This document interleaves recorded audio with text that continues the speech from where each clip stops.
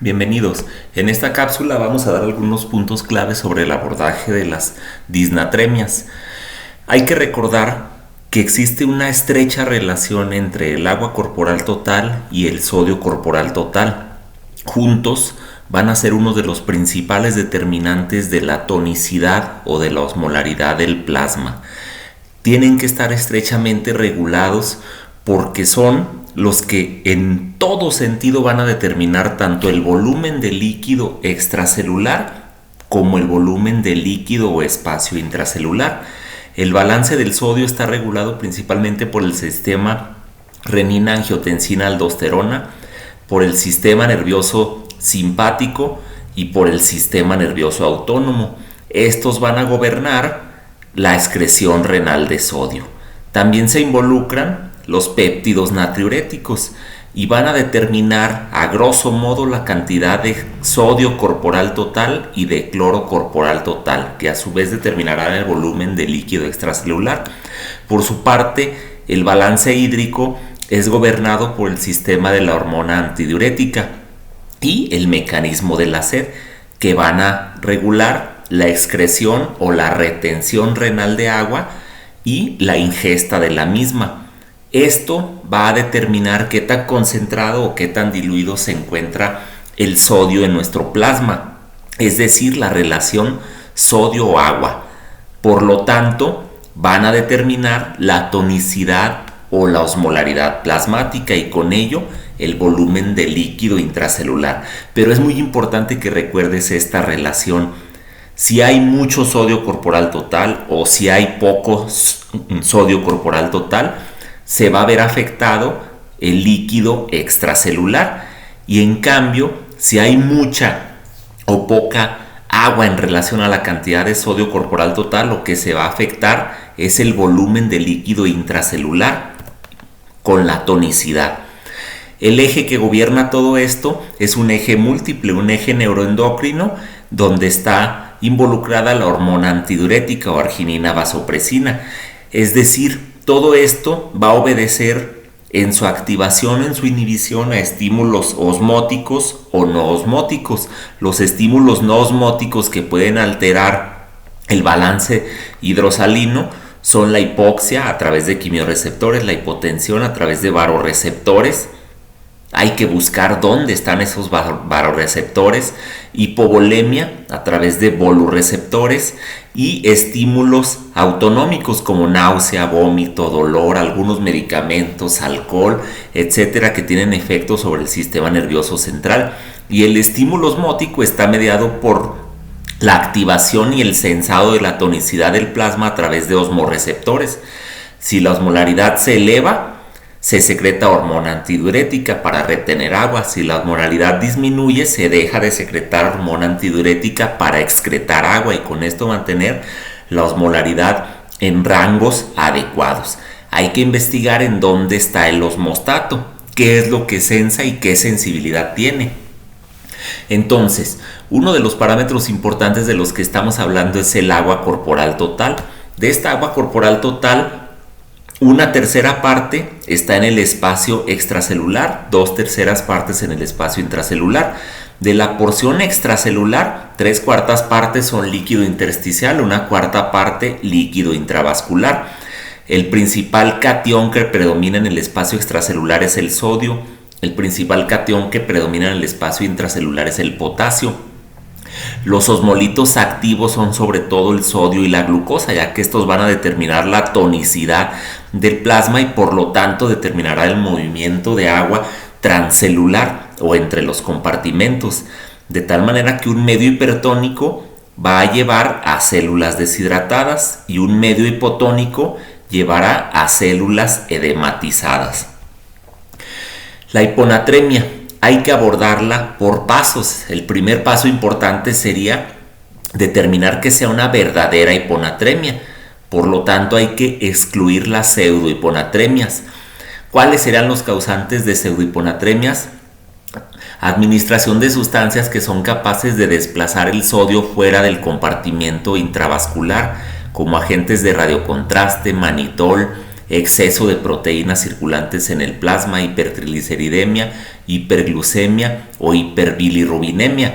Una vez que nosotros determinamos la tonicidad de nuestro suero y determinamos que efectivamente estamos ante una hiponatremia hipotónica, el siguiente paso sería ver que no exista falla renal, porque con la falla renal podrá haber alteraciones en la excreción o en la retención de agua y pudieran ser la causa directa de la hiponatremia hipotónica sin ameritar mayor investigación.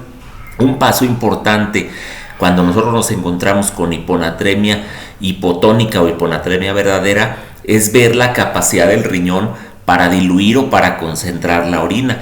Entonces tendríamos que calcular la osmolaridad urinaria. Si esta está menor a 100, indica una orina adecuadamente diluida. Y si esa orina está adecuadamente diluida, debería de tener un sodio urinario menos de 30. Esto que me indica que la hiponatremia no es por desgaste renal de sodio, es decir, no es el riñón el que está eliminando sodio, más bien lo que estamos teniendo es un exceso en la entrada de líquidos hipotónicos. Algunas de estas causas son la polidipsia psicógena, la intoxicación hídrica, la potomanía por cerveza o dietas de té y tostado, que se caracterizan por ingresar grandes cantidades de líquidos hipotónicos. En el otro lado del algoritmo tenemos, en caso de hiponatremia hipotónica, una osmolaridad urinaria de más de 100 nos indica una orina inapropiadamente concentrada. Esta debería de tener un sodio urinario de más de 30 y el siguiente paso debería de ser valorar la volemia del paciente. Si nosotros tenemos hiponatremia hipotónica con orina inapropiadamente concentrada, con sodio urinario alto, en presencia de hipovolemia, no es el riñón el responsable del desgaste de sodio, puesto que ahí la respuesta renal normal debería de ser retener sodio para retener volumen. Entonces la pérdida extrarrenal podría ser gastrointestinal, como fístulas, vómitos, insuficiencia adrenal secundaria, diuréticos o pérdidas al tercer espacio, por ejemplo pancreatitis, grandes quemaduras. En caso de euvolemia o volemia del paciente normal, síndrome de antidiuresis inapropiada o mecanismos que pueden provocar una secreción inapropiada de hormona antidiurética, como dolor, traumatismos, infecciones, por ejemplo una neumonía, hipotiroidismo, y en el caso de una orina inapropiadamente concentrada con desgaste renal, con eliminación renal de sodio y datos de hipervolemia, tendríamos falla cardíaca y cirrosis, que son estados de expansión de volumen que pueden provocar hiponatremia dilucional. Para clasificar las hiponatremias tenemos muchos sistemas, pero los que más nos van a importar, los que están basados en severidad y los que están basados en tiempo. Los que están basados en severidad, la clasificación que vamos a utilizar en esta cápsula es hiponatremia leve, moderada y profunda. Hay diferencia entre profunda y severa. La severa solamente se establece en función de los miliequivalentes, abajo de 125, pero la profunda se establece en función del impacto, es decir, del conjunto de signos o síntomas que va a provocar en el paciente. Las clasificaciones por tiempo no cambian, pueden ser agudas o crónicas, y en la profunda no importa, lo que importa es resolver rápido el cuadro. Por lo tanto, tendrán diferencias en el manejo específico. En las hiponatremias leves, ya sea agudas o crónicas, solamente se vigila el estado neurológico y la volemia. En las moderadas, agudas o crónicas, se puede iniciar la reposición de manera controlada del sodio, no subiéndolo más de 8 a 12 miliequivalentes en 24 horas o 18 miliequivalentes en 48 horas. Y en las profundas requieren manejo en agudo, con bolos de salina hipertónica, sin sobrepasar un delta de sodio de más de 6 miliequivalentes por litro. En el caso de la hipernatremia, también es importantísimo valorar el estado de volumen y la tonicidad. Las hipernatremias como tales hay que valorarlas en función del estado de volumen del paciente. Hipernatremia hipovolémica, fisiopatológicamente lo que significa es que hay una pérdida exagerada de agua en relación a la pérdida de sodio. Es importante aclarar, se pierden los dos, agua y sodio, pero se pierde mucho más agua que sodio, por lo tanto van a ser hipernatremias con déficit de agua corporal.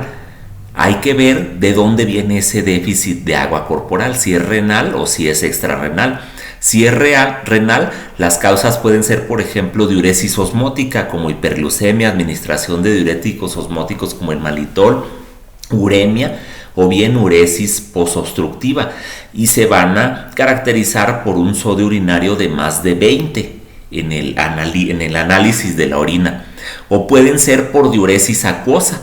La diuresis acuosa puede ser por diabetes insípida central o por diabetes insípida nefrogénica, y al ser diuresis acuosa va a tener un sodio urinario de menos de 10. O bien la pérdida de agua puede ser de causa extrarrenal, por ejemplo diarrea, pérdidas insensibles, fístulas gastrointestinales altas, fiebre elevada o asociadas a la ventilación mecánica. En el otro extremo, la hipernatremia hipervolémica prácticamente va a ser siempre de aporte por exceso de sodio, por ejemplo ingesta de sal, utilización de soluciones hipertónicas por nosotros los médicos, sobre reanimación de los estados de choque o aplicación de bicarbonato.